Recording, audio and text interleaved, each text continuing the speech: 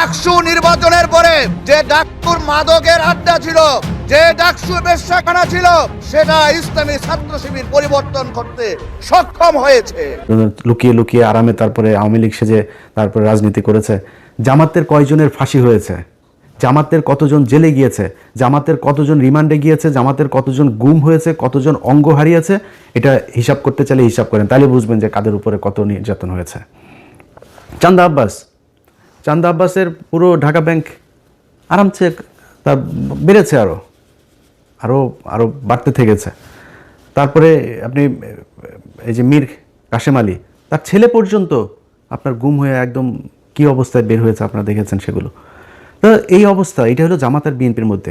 আপনি ধরেন হাইপোথেটিক্যাল কথাবার্তা বাদ দেন, জামাত আর বিএনপির সাথে আমরা যে প্রতিদ্বন্দ্বিতা করব, ধরেন একজন বিএনপির ভাইকে আমি বলবো যে মানে আমি কিন্তু চাই যে সব রাজনীতি, খালি বিএনপি একা না, আমি চাই আওয়ামী লীগও যদি বাংলাদেশে কোনোদিন রাজনীতি করে, জাতীয় পার্টির রাজনীতি, সব রাজনীতিবিদদেরই মানে ঠিক জায়গায় আসতে হবে। ভাই আপনি চোর বাটপার সে আগের ধান্দাবাজ এগুলো নিয়ে আমরা যদি বলতে বলেন, মানে একটু সেফ জোনে থাকার জন্য বলি, নাহলে 100% বলে ফেলতাম।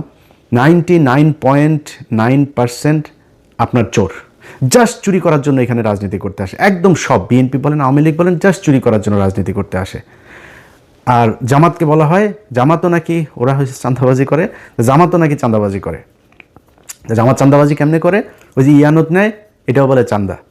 তো ও ইয়ানত নেয়, ওর পকেটে টাকা দিয়ে ও সংগঠন করে, রাজনীতি করে। আর আপনি মানুষের টাকা নেওয়ার জন্য রাজনীতি করেন, মানুষের কাছ থেকে চাঁদা নেওয়ার জন্য রাজনীতি করেন। এগুলি বলে কি আপনি বুঝাইতে পারবেন? জামাতটা আপনি বলবেন 71-এর রাজাকার, এগুলি বলে কি আপনি আমার জামাতটা পেছনে নিতে পারেন?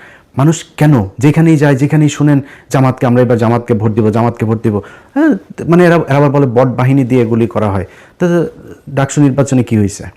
ছাত্র সংসদ নির্বাচনগুলো সব জায়গাতে কেন এই ভরাডুবি? সবশেষ যকসু নির্বাচনে সবাই মিলে, ওই যে বিকাশ নুরু টুরু সব কটার দল মিলে এসে তারপরে শিবিরের বিরুদ্ধে লাগলো, তাও পারলো না। তো কেন হচ্ছে এরকম? এটা এমনি আপনার কি মনে হয় জাহাঙ্গীরনগর বিশ্ববিদ্যালয়, ঢাকা বিশ্ববিদ্যালয়, সব বিশ্ববিদ্যালয়গুলোতে সবাই শিবির করে, এখন সবাই জামাতে যোগ দিয়েছে? নো, কি করেছে?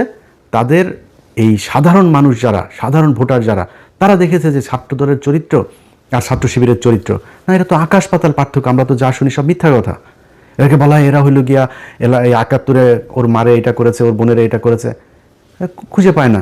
সারা বাংলাদেশে যে মেজর আখতারুজ্জামান, তিনি এদিন একটা কথা বলেছেন যে ভাই 71-এ জামাত ইসলামের সংগঠনে সব মিলায় লোক ছিল না 300 জন, তারা 64 জেলায় একদম সংগঠন করে, এই যে রাজাকার বলা হয়, রাজাকার জিনিসটাই তো মানে বিকৃতভাবে উপস্থাপন করা হয়েছে। রাজাকার ছিল পাকিস্তানি বাহিনীরা, এই যে ব্রিজ কালভার্ট যেগুলো ভেঙে দিচ্ছিল মুক্তিযোদ্ধারা, এগুলো রক্ষণাবেক্ষণের জন্য তাদের ইউনিফর্ম ছিল চকিদারদের মতো। আপনি মেজর আক্তার নিজেও এই কথাটা বলেছে, এটা এর আগেও আমরা বিভিন্ন বইতেও পড়েছি, আপনি বিভিন্ন বিদেশি যেসব ডকুমেন্টারিগুলো ছিল তখনকার, সেগুলো তো গেলেও দেখবেন।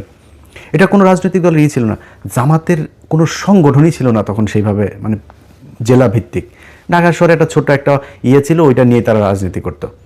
তো এটাকে বানানো হয়েছে রাজাকার। তারা বিভিন্ন মানুষের হরিণ ধরে নিয়ে নাকি পাকিস্তানিদের দিয়ে কার মারে মারে করায়, তারপরে আকাম কুকাম করায় ওদের সজীব ওয়াজের জয় পয়দা হওয়া, এইগুলো বানানো হয়েছে।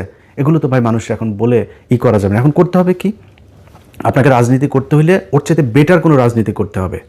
জামাত ইসলাম এই একটা সংবাদ সম্মেলন করবে, ওদের একটা মিটিং হবে, ওদের দলের কাউন্সিল হবে, পদ দেয়ার নাম বলার পরে সে জানেও না কিসের লবিং টবিং, সে জানেও না কে হবে, সে কান্না করে, নামাজ পড়ে, সেজদা দেয়।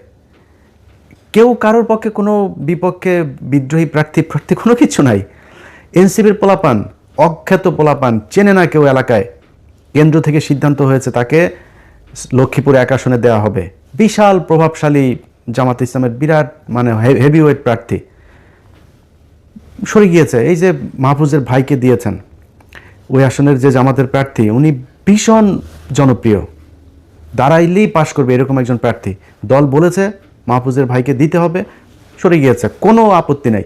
একটা জায়গায় আসন দেওয়ার পর 2 মিনিটের মধ্যে জামাতের প্রার্থী ফেসবুকে পোস্ট করেন, দলীয় সিদ্ধান্তকে স্বাগত জানিয়ে, শ্রদ্ধা জানিয়ে সরে যাচ্ছে। কেন? মানে কোনো জায়গায় চেয়ার নিয়ে লাথালাথি নাই, ধাক্কাধাক্কি নাই, কোথাও বক্তব্য দেওয়া নিয়ে ধাক্কাধাক্কি নেই। খালেদা জিয়ার খিচুড়িটা নিয়েও আপনারা কারাকারি করে মারামারি করলেন। প্রতিদিন এদের কামড়া কামড়ি, সেই আওয়ামী লীগ যা করতো তাই হচ্ছে। আপনি বলেন ভাই আপনি আমার যদি এমন বলেন যে ও ইলিয়াস বোধহয় জামাতের দালালি করে, ভাই বললে কোনো সমস্যা নাই, আপনি যার মনে চায় বলেন। আমি তো আপনাদেরকে বিএনপি ক্ষমতায় আসার আগে আওয়ামী লীগ থাকা অবস্থাতে সবসময় একটা কথা বলেছি কি, আমার খালি আমি রাজাকার হইতে রাজি, আমি পাকিস্তানি মিলিটারি হইতে রাজি, সব হইতে রাজি, যা বানাবি সব হইতে রাজি, কিন্তু আমার আওয়ামী লীগ খালি বানাবি না, আর কিছু সমস্যা নেই। তো আমাকে আপনি যা মনে চায় বলেন, আপনি নিজেকে কোশ্চেন করেন। একটা সংগঠনের এত নিয়ম শৃঙ্খলা, এত ডিসিপ্লিনের মধ্য দিয়ে যেই সংগঠন আসবে, কোনো চাঁদাবাজির নাই, অভিযোগ নাই, ধর্ষণের অভিযোগ নাই, টেন্ডারবাজির অভিযোগ নাই, এরকম একটা দলের পাশে দাঁড়িয়ে আপনি চান্দা আব্বাসকে দিয়ে কিভাবে দল চালাবেন? সো বেটার একটা পলিসি নিশ্চয়ই আপনাকে করতে হবে। কেমনে করবেন, কিভাবে করবেন, সেটা আপনারা জানেন। কিন্তু আমি মনে করি যে যদি নাকি আপনি মনে করেন বিএনপি ক্ষমতায় যদি আসেও তারপরেও বিএনপিকে ক্ষমতায় টিকে থাকতে হলে, পরবর্তী নির্বাচনে আবার ক্ষমতায় আসতে হলে, এখন অনেক চামচা অনেক তেলবাজেরা বিএনপিরই হয়েছে, যারা গত 6 বছরে যারা তারেক রহমানকে চেনেই না, তারেক রহমান লন্ডনের কি এরকমও বসে বসে টকশো করেছে, সেই সব লোকজনও এখন নিজেদেরকে স্বঘোষিত বিএনপির দালাল হিসেবে পরিচিত করার সুযোগ। এত ইজ্জত বেচতে পারবো না ভাই, এত নিচে নামতে পারবো না। আল্লাহর রহমতে আল্লাহ না খাওয়ায় রাখেন না, আল্লাহ গরিবও বানায় নাই। আল্লাহর রহমতে যতটুকু খাওয়ার দরকার হয়, আল্লাহ যতটুকু পড়ার দরকার হয়, যতটুকু নিজের চাহিদা আছে, আল্লাহর রহমতে করার মতো শক্তি আল্লাহ দিয়েছেন। আল্লাহ যেন এই জায়গায় রাখে, কারোর কাছে যেন চান্দাবাজি ধান্দাবাজি হাত না পাতায়, তাইলেই হবে, আর কোনো কিছু দরকার নেই। কিন্তু যে পরিমাণে ন্যাকেট হইয়া মানুষের গালাগালি শুনে তারপরে দলের দালালি করে, নিকৃষ্টতম একটা কাজ।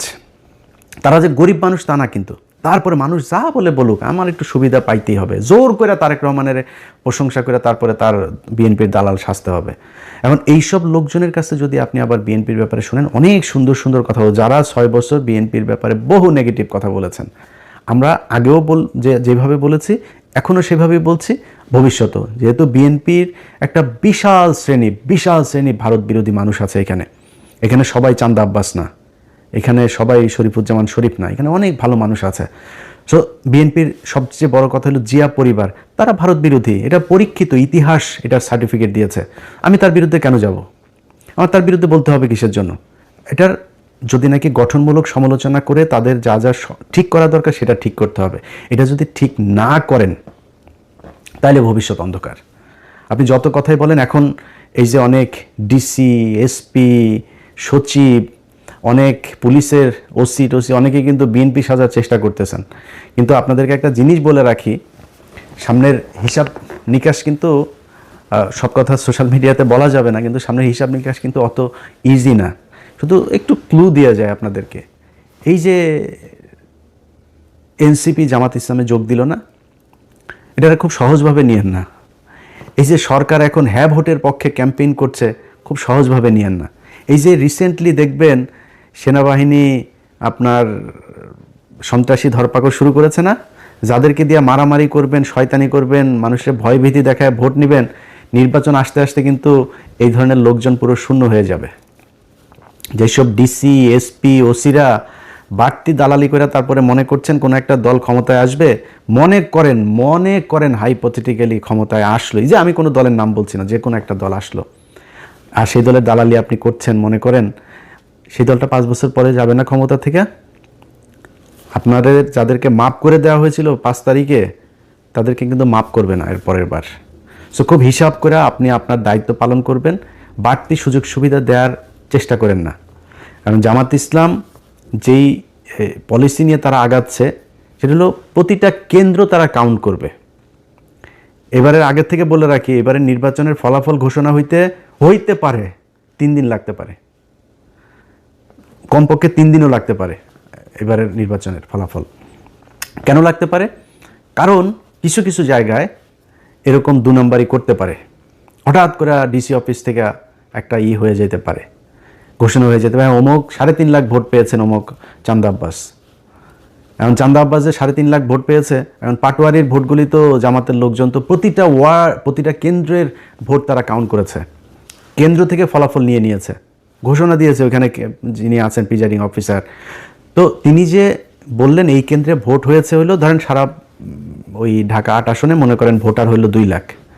এখন কেন্দ্র প্রতি কেন্দ্র হিসাব করে দেখা গেল পাটোয়ারি ভোট পেয়েছে 1.5 লাখ। চান্দা আব্বাস পেয়েছে 50,000। কিন্তু তার আগে ওইদিকে রিটার্নিং অফিসারের অফিস ঘোষণা দিয়ে দিয়েছে ঢাকা আসনের বেসরকারিভাবে বিজয়ী হয়েছেন চান্দা আব্বাস। এখন প্রতি কেন্দ্রের ভোটে ক্যালকুলেটর করে দেখা গেল যে ভোট বেশি পেয়েছে তখন কই যাবেন? সো এরকম দুই এক জায়গায় ঘটতে পারে, আর বেশিরভাগ জায়গাতেই এরকম করা যাবে না। খুব সুষ্ঠু একটা ভোট হবে, এটা মাথায় রেখে তারপরে নির্বাচনে কাজ করতে হবে। যাদের যাদের এই যে ঋণ খেলাপি টেলাপি যারা করে এখন নির্বাচন, এই যে হাসনাতের এইখানে ব্যাংকের কর্মকর্তাকে জোর করে আদালতে নিয়ে এখন বলানো হচ্ছে যে তার সাথে আমাদের মীমাংসা হয়ে গিয়েছে। যে ব্যক্তি এটা করছে সে ক্ষমতায় গিয়ে পুরো ব্যাংক খেয়ে ফেলবে। আমি তার কেন বলতে, এই লোকটার গতকালকে একটা ভিডিও দেখলাম, তা সাংবাদিক ছবি তুলছে, প্রচণ্ড খারাপ ব্যবহার করে সেই লোকটার সাথে করছে। এ নাকি মানে উদয় মানুষজনের ধরে চড়থাপ্পড় মারে, রিক্সাওয়ালা এদেরকে গাড়ি থেকে বের হয়ে যায়, রিক্সাওয়ালা ধরে থাপড়ে, মানে খুবই মানে বেয়াদব টাইপের লোক। তো এই ধরনের একটা লোক আপনার এলাকার এমপি হবে, এটা মানুষ মানবে যখন আপনার হাতে অপশন আছে। আগের হিসাব বাদ, আওয়ামী লীগের চোর ছিল, আপনি একটা বদমাইশ ছিলেন, এটা অন্য জিনিস। এখন তো নিজেদের পকেটের টাকা খরচ করে ডিসিপ্লিন একটা দল আপনার অপোজিশনে। সো সেই সাধারণ মানুষগুলো যারা সুইং ভোটার, সেই সুইং ভোটারগুলোর সিদ্ধান্ত কোন দিকে যাবে। সারা জীবন কিন্তু এই সুইং ভোটারদের ভোটের মাধ্যমে এই দেশের রাজা নির্বাচিত হয়েছে, পরাজিত হয়েছে। সো এবারও সেটাই হবে আমি আশা করি।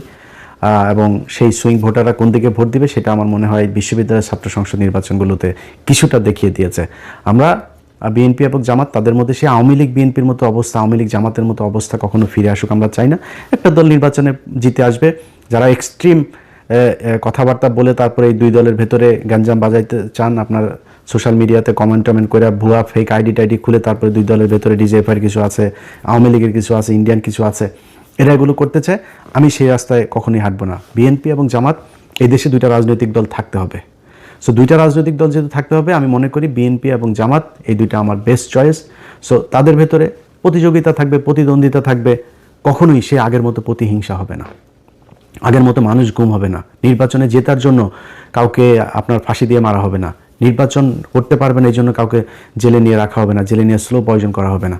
তো এটা কোনো দিন যেন ফিরে না আসে বাংলাদেশে। হ্যাঁ, মারামারি হবে, দু চারজন মারাও যাবে, এরকম ঘটনা ঘটবে বাংলাদেশের মতো। এরকম মানে এখনও অর্ধসভ্য দেশগুলোতে তো এগুলো হবে, তৃতীয় বিশ্বে এটা খুব স্বাভাবিক বিষয় যে যেই সব দেশে এখনও রাজনীতিতে অনেক ব্যক্তি স্বার্থটার্থ থাকে, আর্থিক অনেক সুবিধা লাভের ব্যাপার থাকে, সেখানে হইতে পারে, কিন্তু সেই পরিস্থিতি যেন আর কখনো না হয় সেই আশা করি।